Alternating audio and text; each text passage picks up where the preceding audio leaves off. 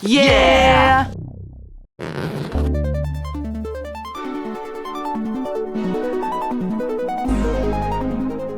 In this title card, we get an eerie look at the house villagers, where if we didn't know any better, we would think that these were regular full-size houses, with the lights on and the chimneys billowing. But then you take a closer look, and you can see that these homes are spilling out oversized body parts through the windows, like some kind of giant has made their way in there and fell asleep. But in reality, we know that these homes are actually pretty small, and that the limbs are a part of those homes. And there should be some faces to match to make for a full house villager, but we don't see any of that, because this title card makes great use of perspective and the unknown. Due to the perspective and what we know of houses, we assume that these are big, and since we can't see where those limbs connect, our mind tries to fill in the blanks. And the fog does not help our brain paint a very pretty picture. All pretty cool stuff that you wouldn't usually think about in the few seconds that we see these title cards. The music's pretty cool too. Safety! Patrol! Safety! Patrol! Safety patrol! Safety! Oh, were we not wearing the uniforms? We pretty much never see Finn and Jake going on patrol like this. They're more of the see something do something type of heroes. But I wonder how often they really do this. Jake's question about the uniforms could be used as evidence for this being the first time they do this, and can also be used as evidence for this being a regular event. Are we not wearing the uniforms could be being asked because they usually do wear them, but it could also be asked because this is the first time they're doing it, and Jake is just finding out that they won't be wearing their uniforms. Here at Analysis Time, we talk about Safety Patrol, because who else would? Come on, let's keep looking for hazards. Look out! What is it, dude? Shushers, man! Jake took that uniform off quick, unless he's doing something like he did in Bonnie and Nettie. Just looks like an ordinary little town, man. Yeah. Suspiciously ordinary. Oh, little house people. Maybe it is just regular ordinary. In OO, little people who are and wear houses are considered regular ordinary. No joke there, I just wanted to point out that OO is a very weird place. And I feel like this is as good a time as any to talk about OO as a setting for this show. OO exists to be a world where pretty much everything is weird and anything can exist and is generally pretty random. It's like all of Earth's real history got rolled into one, and then all the stories that we told got mashed in there too. So all of this medieval and ancient stuff can exist at the same time as all this complicated technology beyond what we even have in the modern day. And then there's also just straight up magic to keep things interesting and weird. And I bring all this up to say that while a lot of the stuff in this show is very random and dumb, it all has rules and systems. Almost nothing exists in this show just as a gag or just to be lol random. Sure, there are plenty of times that there are lol random stuff, but that's only because we're seeing them outside of their given context. A lot of the random stuff, like Donny for example, don't exist in a vacuum. OO is a complex society with many moving parts that all interact with each other. The best example of this ordered randomness is the princesses. Yes, sometimes we get these random princesses, like Elbow Princess, because she would be funny in a scene talking about body parts. But then we have an episode like Princess Day, where we see that even all these random gag princesses get together to talk politics. And as I've mentioned many times before, Adventure Time loves its continuity. It lives and breathes through OO. If the show is ever going to have a character exist to be funny for one scene, then it's very likely that we'll see that character again at least one other time. So that way we know and believe that they truly exist in this world. All of that is to say that I really respect that Adventure Time can be random, but still respect itself and make sense. Hey, chicken, you're traveling express. Donny even puts the flag up. He's really trying to mail that animal. Also, Donny is voiced by the very talented Kevin Michael Richardson, who you may have heard in many places. Dude talks around. But a very fun and noticeable role of his is that of Cleveland Jr. You get my joke, right? I want to talk about the blushing thing that I mentioned in the last video, and how Donny is clearly blushing here, despite not being embarrassed at all. In fact, he's blushing for most of the episode, up until he gets reformed with Jake, and then he doesn't start blushing again until he goes back to jerking. And we learn that Donny isn't just being a dick on purpose, but he's more like a big kid who wants to make friends and be liked, but he doesn't know how to quite express that, so he just acts the fool.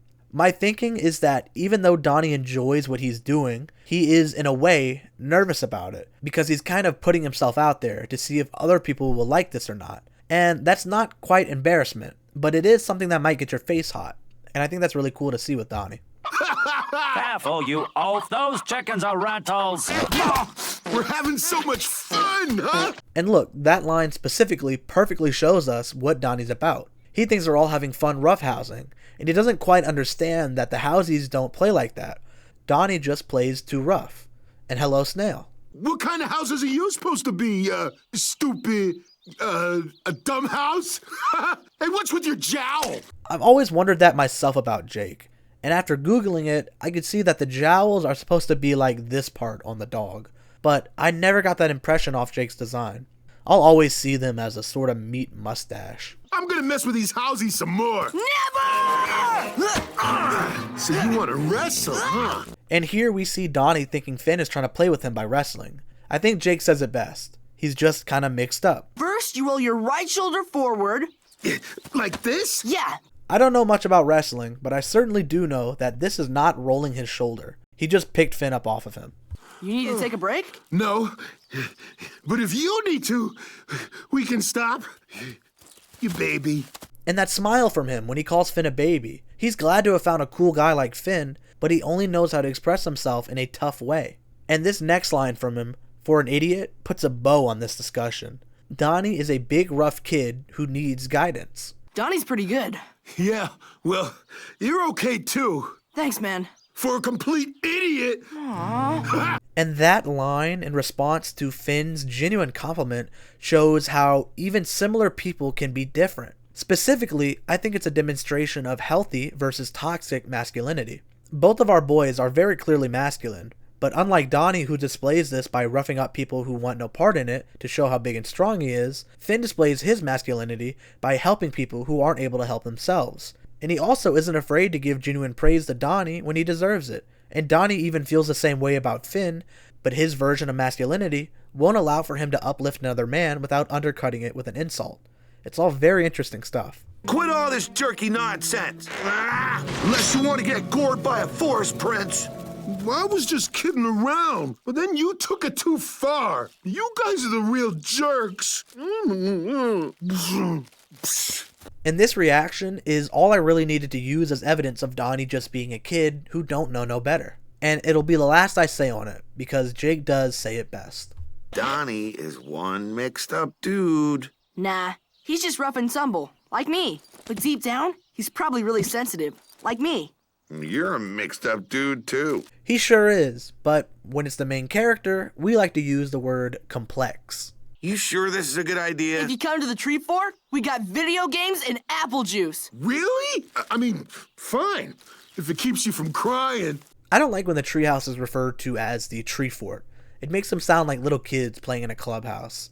And that's also how Kim Kil-won sees it too. Donnie's problem is that he's treated as an outsider, like me. As the youth of today would say, this jit is LARPing. And then they would play this clip. Hey Goop, what's up? Cool binder. Hey Goop, wanna come over to my house today? They all hated me. Can you put on some pants? You put on some pants. I have pants. Spun from spider webs by pixies. This is one of my favorite bits of trivia from the show. And Jake was definitely baiting Donnie into saying that, so that he could, as the youth would say, flex the drip. Huh? Oh yeah, those guys will get you. This game cheats. Not cool, dude. If this bit happened later in the show, BMO would probably be on the floor crying with Jake comforting him and Finn trying to kick Donnie's ass. The infantilization of BMO is one of my least favorite parts of this show. Have more apple juice. It always makes me feel better when Donnie, quit being a jerk! What? What'd I do? I'm thinking that Donnie did this because he couldn't handle that he messed up and that Finn was still being nice to him. So he tries to piss Finn off for real, because he understands anger more than he does acceptance. Also, look! That damn dye is back, but it's gray now. How have I never noticed this a single time before making this series? It's even in the fucking Power Wash Simulator 2 collab. Is it that iconic? I know these videos don't get many views and even less comments, but seriously, please, tell me if any of you have ever noticed this dye before, because I feel like I'm getting Mandela affected. I am incapable of emotion, but you are making me chafed. This is one of the biggest yet minor straight up retcons in the show, that BMO doesn't feel emotions. Roll the clip. I built BMO to understand fun and how to play. You see, I made BMO to be more. This dude's full name is literally Be More, as in be more than the other Moes could ever have been. Though, honestly, I can't complain too much because I like BMO more when he's just a little Game Boy. Ooh, teach him that little empathy song I taught you. Okay, yeah. Empathy, empathy, put yourself in the place of me. I sing the empathy song all the time, and I love that it's just like a little bit bad. Like the last few words are crammed in at the very end. And Finn's stupid little dance is really funny too. Last thing on the song is that I find it funny that Jake had to be the one to teach Finn empathy, and then he had to do it with this song. Maybe that's how Joshua and Margaret taught Jake and Jermaine. So it's like when I squeeze eggs out of chickens, I should let them squeeze eggs out of me too. Kinda right. Someone needs our help. Geez, how close is the house village if they can hear it from the house? Jake, somebody broke your, entire living room. It is off screen, we never do see it, and it's even fixed the next time we're back in the treehouse, but based off of the sound and Donnie's wording, I will count it. Add this to the treehouse destruction counter. Quick, act abandoned. This lady house has a cat in her. There will be more on that come the wiki trivia. Also, her flowers wilt when she acts abandoned. Slam bam in a can. Not only does this well guy seem to be much bigger than the other housies, but he also seems to go all the way down and is not able to walk because of it. He definitely got the raw end of the deal, house person wise, and I'll have a few more questions on that in just a second.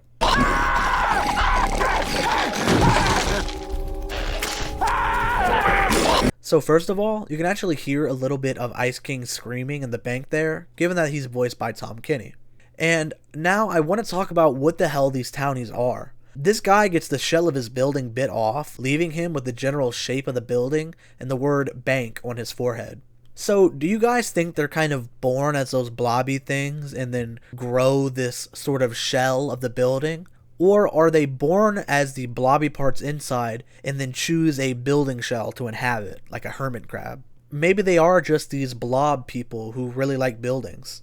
But what's up with the word on his forehead then? The bank is wiping himself with money, and the money has a house on it. It seems like these guys have their own economy. It seems like a lot of different communities in Ooh have their own economy. I wonder if there's a central Ooh currency. We're why wolves, Why wolves? creatures possessed by the spirit of inquiry. And bloodlust. What? This guy is voiced by D. Bradley Baker, and despite this line, we never see much inquiry from these guys. In fact, them explaining this is the opposite of inquiry. I don't think these dudes ask a single question the whole episode. Given the opportunity, we why wolves would easily wipe them out. However, Donnie's presence is a natural deterrent. His jerkiness is so powerful that it produces a pungent gas, obnoxygen. To why wolves, it is a deadly poison. Like I said earlier and before, even something like an annoying ogre has its place in Ooh. A very specific place, in fact.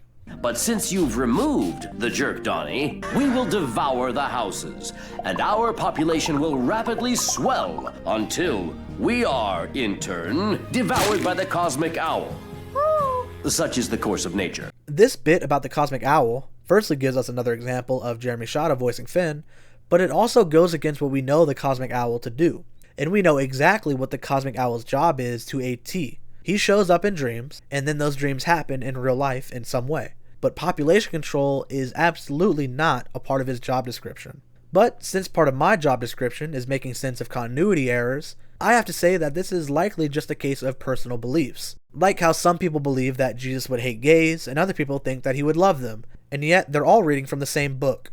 I'm thinking that it's just a personal interpretation. And for whatever reason, maybe he saw it in a dream, this guy thinks the cosmic owl will wipe out their population once it's too big. Oh no! I have to get Donnie back! Donnie! According to Evicted, this door should open the other way. And both this door and the treasure room door both have ruby doorknobs. Also, I really don't like when people enter the treehouse through the living room door. If you look at the treehouse, you can clearly see that this door is way up high with no ladder or nothing. If you were in a rush to get to the living room, you wouldn't take the time to climb up the outside of the tree. Someone actually made a really detailed drawing of the treehouse that shows it about as accurately as you could. And so when they get it wrong like this, you can really feel it. Ah, Master Finn has returned. What's it going? Thanks to you, I shall never be jerky again. I want to say first that I find it very funny that Jake has Donny playing what is essentially a Donny-sized viola. And second, Are you wearing jeans now? Surely, gotta get pants, go get your pants, button fly. I wrote that one myself. the pants song is a close second after Empathy. Good job, Donny. And look at Jake's eyelashes right here. What did you do? Miraculous, isn't it? Jake has no feet right here. Animation error, or did Jake just do that? Holy shit, they went way too hard on the blush here. The purple looks like the sores on my sister's back. And it's also another unique use for the blush, in Pride. I mentioned it way back when I was raw dogging these analysi, that a lot of times you can tell that they're about to zoom out in a shot by how unclean the lines look. Like, look at the lines on Finn and Jake and how rough they are, but once they zoom out, they look a lot cleaner. It's like that because they animated the scene at the zoomed out scale, with brushes that look good for that distance. So when they zoom in for the scene, it looks a little rough before they zoom back out. Once you see this, you'll see it all the time, especially in Adventure Time. I picked that trick up from the Ink Tank's Ben 10 breakdowns. Shout out Curly Artist. But the housies will be wiped out if you don't. It sounds tragic, but I'm turning over a new leaf. Before, when Donny was jerky, his eyes would always be bulging out of his head, like this, from being too intense, I guess. But now that he's chill, his eyes can rest normally. He's also no longer blushing, like I mentioned before. And he's also wearing slippers. I just noticed that. Damn, they're biting that housie directly in the face. I'll use my musical messages to stop them. Let's see, I've got one on the ethics of laundry, crosswalkery. Ooh, here's a good one. Man, I am dying to hear the ethics of laundry one. I wonder if Jake made that one, or if that was another original by Classy D. Comb your hair right, it's a good time. Sticky, sticky pomade, short back and sides. Why isn't anyone paying attention to my words? Probably because it was completely irrelevant to the situation. Hey, Donny! Everyone says your songs are super balls! Can they say that in a kid's show? Jake does a thumbs down, but he could just as well be pointing to his balls. It wouldn't be the last time that Jake would be assumed to be doing a hand gesture, only to reveal it was more literal. Here at Analysis Time, we discuss Jake's hand gestures, because who else would? You're so pathetic, so comical. The Y-Wolves are stupid, and they should know that pissing Donny off will only end badly for them. And the Townies are just kind of dickheads, but Donny was being an asshole, so might as well get their last one in before they get killed. Think I'm a jerk, do they? I'm feeling obnoxious. Thank God he put that leaf back in his pants. You wolves are cool. Okay, so we actually get a look at some baby housies here. It looks like two of them have house shells, and one of them is in the garage of the mother house. Maybe it's like the youngest, and the newborn is so young that it has to live with the mother, kind of like a kangaroo. Or maybe this baby is being born at this exact moment. Just kidding. An oxygen cloud! Egress! What's egress mean? Exit. Hey, I love being a jerk. Thanks, Finn. Finn? Finn, you loser. I'll never forget you. Poor Donny. He really was happy to have changed. And he sounded a lot like Cleveland Jr. there. And the very last thing that I have to say about this episode is that it ends off showing us the only difference between Donny and Finn. Come on, we can go stare wistfully at the lake. I'd like that. We get 2 episodes back to back of counter additions. This time we get to add to the Treehouse Destruction, bringing it up to 2 and setting it back into a tie with the Finn the Human counter, leaving Jake's death foreshadowing in the lead with 3. And for Wiki Trivia, we have the fact that this episode has BMO's first speaking role. Funny to think that a character who would get a full Distant Lands episode wouldn't get a single line until 21 episodes into the show. The second piece of triv is that the cat in the lady house was based off of Natasha Allegari's cat, Pancake. And the trivia says that Donny does a Phil face at one point, but I don't see it anywhere, so whatever. And for things that come back later, we don't have much, as Donny is seen and mentioned a few times throughout the show, but he's never really relevant in any meaningful way again. So not much sticks for this episode. Regardless, I do like this episode, and all of Donny's dumb little songs. And if you guys want to get these videos a week early, you can do so by joining my Patreon, for slightly more than one amount, but much less than another. The link, of course, will be down below. Next week, we'll be looking at Henchmen, the return of the Vampire Queen, so tune in for that. Like, sub, all that yada, and that's all I gotta say, so... Later!